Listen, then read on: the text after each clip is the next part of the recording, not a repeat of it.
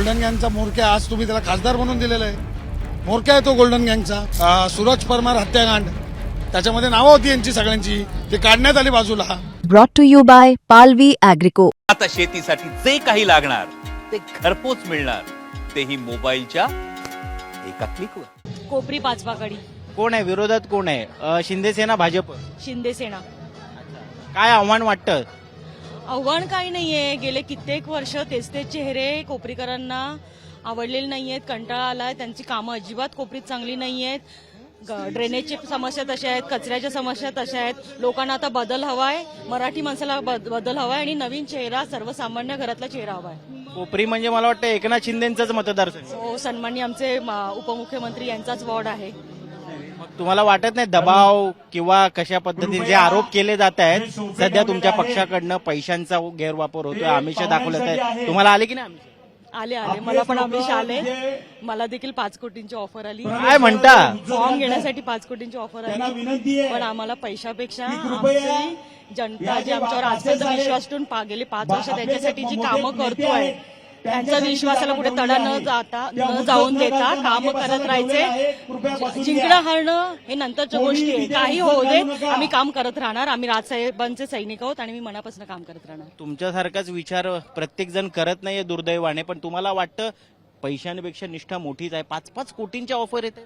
नक्कीच आम्ही जी कामं केली आहेत ती लोकांना माहित आहेत आणि लोक नक्की आम्हाला निवडून देतील. आजवरची आम्ही जे पैशानी सगळीच लोक विकत घेतली नाही जात, तर आम्ही जी निष्ठेने जी काही लोक आहेत ती नक्कीच आम्हाला सपोर्ट करणार.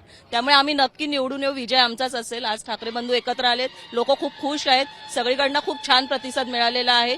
प्रचारामध्ये आम्हाला खूप छान सगळीकडनं चांगला प्रतिसाद आहे. तुमचा वॉर्ड कुठला आहे? वॉर्ड क्रमांक 20 मधनच आम्ही दोघी आहोत. शर्मिला पिंपळकर गायकवाड माझ्या अपोजिट मध्ये आहे. थोडंसं पुढे जाऊन त्यांच्याशी पण बोलण्याचा प्रयत्न करतो. हे बघा, हातात मशाल घेऊन हे उमेदवार आलेले आहेत. मशाल, इंजिन आणि तुतारी 3 तुमचे चिन्ह असणार आहेत, पण हातात मशाल घेऊन आलाय तुम्ही. मशाल ही माझी चिन्ह आहे आणि ती घेऊन मी आलेलो आहे. या मशालीनी जो आता भ्रष्टाचाराचा भस्मासूर वाढलेला आहे त्याला जाळण्यासाठी ही मशाल आम्ही आणलेली आहे. आणि तुम्ही पाहताय हा नौपाडा विभाग हा ठाण्यातला अत्यंत जुना असा विभाग आहे. आज आपण ठाण्याला तलावांचे शहर म्हणतो, पण ते तलावांचं नसून आज एक गोल्डन गँग जी आहे त्या गोल्डन गँगचं शहर झालेलं आहे. कोण आहे ही गोल्डन गँग? सगळ्यांना माहिती आहे. गोल्डन गँगचा मोरक्या आज तुम्ही त्याला खासदार म्हणून दिलेला आहे. मोरक्या आहे तो गोल्डन गँगचा. त्याच्याबरोबर असणारा इकडचा एक नगरसेवक ज्याला 4 वेळा निवडून दिलं तुम्ही, तो पण त्या गोल्डन गँगचा एक ती गोल्डन गँगची जी टोळी आहे त्या टोळीचा सदस्य आहे. तो पार्किंग माफिया आहे. ठाणा स्टेशनवरती जेवढेही हे बसतात, फेरीवाले बसतात, त्यांच्याकडनं हप्ता गोळा करणारा व्यक्ती येतो. तर अशा लोकांना आता या मशालीनी जाळायचं आम्ही असं ठरवलेलं आहे आणि यावर्षी आमचा विजय निश्चित आहे. आता तुम्ही गोल्डन गँगचा उल्लेख केलात, तुम्ही खासदारांचा उल्लेख केलात, काही नावं तुम्ही घेत नसला तरी हे नाव कसं पडलं? म्हणजे गोल्डन गँग का नाव? अहो, तुम्ही पाहिलं ना, सूरज परमार हत्याकांड त्याच्यामध्ये नावं होती यांची सगळ्यांची, ती काढण्यात आली बाजूला. आणि यांनी पण ते सिद्ध नाही झाले ना आरोप. बघा कसं असतं, सत्तेत असलेल्या लोकांचं नावं कधी सिद्ध होत नाही. चला माझ्या बरोबर कुठेही सांगा नार्को टेस्ट करायला, चला आपण करून घेऊ. त्यांनी माझी घ्यावी, मला 10 प्रश्न विचारावे आणि मी त्यांना 10 प्रश्न विचारतो. त्या 10 प्रश्नाची उत्तरं काय येतात बघू आपण. जसं तुम्ही आरोप करताय तसे आरोप तिकडनंही होत आहेत. ते म्हणतात की भ्रष्टाचार मोठ्या प्रमाणात होतो जिथे जिथे उद्धव ठाकरेंची शिवसेना सत्तेत होती. बरोबर. जर आम्ही भ्रष्टाचार केला असता तर एवढ्या 80 आणि 90,000 कोटींच्या ठेवी आम्ही जमा नसत्या केल्या. आज तुम्ही ठाणे महानगरपालिकेचा जर तुम्ही ठाणे महानगरपालिकेचं तुम्ही बजेट जर पाहिलं 5,500 कोटीचं बजेट आहे आणि जवळपास एक 3,000 कोटी रुपयाचं लोन आहे आपल्यावरती. आज यांच्याकडे लोकांना द्यायला पगार द्यायला पैसे नाहीये. आज जी लोक टीएमटी मधनं रिटायर झाले, बीएसटी टीएमटी जेवढे आहेत, या लोकांना द्यायला यांच्याकडे पैसे नाहीयेत. त्या लोकांचे ग्रॅज्युटी देऊ शकत नाहीये, त्या लोकांचे देणी देऊ शकत नाहीयेत.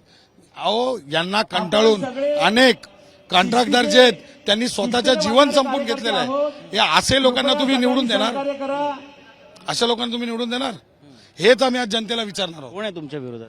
माझ्या विरोधात संजय वाघुले 4 वेळा नगरसेवक, पण 4 वेळा नगरसेवक राहूनही त्याला घंटाळी माता या देवी ट्रस्टच्या लेटरवरती द्यावं लागलं की आम्हाला मतदान करा. म्हणजे 4 वेळा निवडून दिल्यानंतरही तुम्ही जे काम केलंय ते काम तुमच्याकडे दाखवायला नाहीये.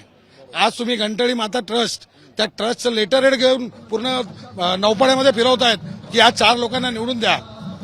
4 वेळा निवडून दिल्यानंतर तुमच्याकडे जर काम नाही दाखवायला, मग असं देवाचा आसरा घ्यायला लागतो. हो, मी पण हिंदू आहे, मला हिंदू असल्याचा गर्व नाहीये, मला माज आहे. हा, मी हिंदू आहे. ज्या वेळेस माझ्या धर्मावर काय येईल त्या दिवशी मी माझा माज दाखवेन. बरोबर. तर जसं मुंबईमध्ये हिंदू होणार मेयर की मराठी होणार असं बोललं जातंय, त्याच पद्धतीनं इथं सुद्धा तोच मुद्दा गाजतोय. तुम्ही कुठल्या वॉर्डात ना? नमस्कार, जय महाराष्ट्र. आमचा पॅनल क्रमांक 19 मधले आम्ही 4 उमेदवार इथं बसलो आहोत. कोण आहे विरोधात तुमच्या? आमच्या विरोधात शिवसेनेचे आमदार आहेत रवींद्र फाटक, त्यांचे बंधू राजेंद्र फाटक हे आमच्या विरोधात आहेत. तसा आमचा प्रभाग जो आहे तो जे विरोधक आहेत ते अगदी प्रशस्त आहेत, खूप पैसेवाले आहेत, विकत घेणारे आहेत. मोठं आव्हान आहे तुमचं, कडवं आव्हान आहे समोर. 2 भाऊ एकत्र आलेत, हे सर्व आव्हान असे मोडून टाकतील. जसा श्रीरामांनी शिवधनुष मोडला होता तसा ते मोडून टाकतील. काय तयारी केली आहे तुम्ही? प्रचंड अशी तयारी केलेली आहे.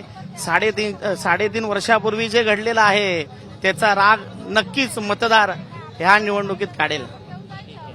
आपण पाहतोय या ठिकाणी मतदार या निवडणुकीत राग काढेल असा विश्वास उमेदवार जे आहेत ते या ठिकाणी व्यक्त करताना आपल्याला पाहायला मिळतात.